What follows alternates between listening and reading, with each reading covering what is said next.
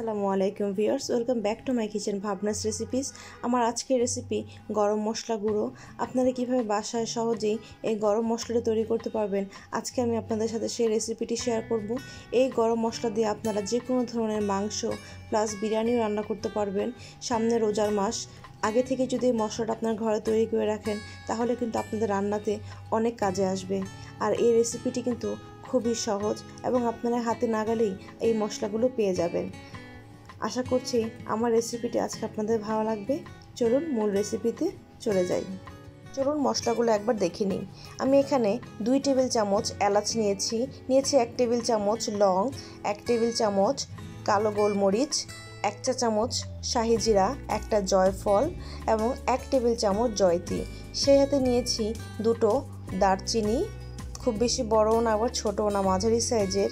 নিয়েছি 1.5 টেবিল চামচ জিরে, সেই সাথে নিয়েছি 3টে বড় এলাচ এবং 1 টেবিল চামচ সাদা গোলমরিচ।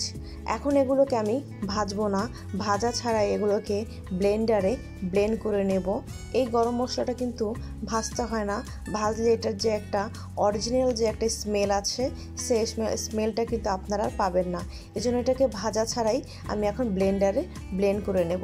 আপনাদের কাছে ব্লেন্ডার না থাকলে আপনারা শিলপাটায় বেটে নিতে পারেন। এগুলো ব্লেন্ডারে ব্লেন্ড করা হয়ে গেছে, দেখতেই পাচ্ছেন আমি একেবারে খুব মিহি করে এটাকে ব্লেন্ড করেছি। আপনারা চাইলে এটাকে কোনো চালনিতে ছেঁকেও নিতে পারেন, তাছাড়া এটাকে এভাবে সরাসরি ব্যবহার করতে পারেন। তো দেখলেন তো খুব সহজেই তৈরি হয়ে গেছে আমার গরম মশলা গুঁড়ো।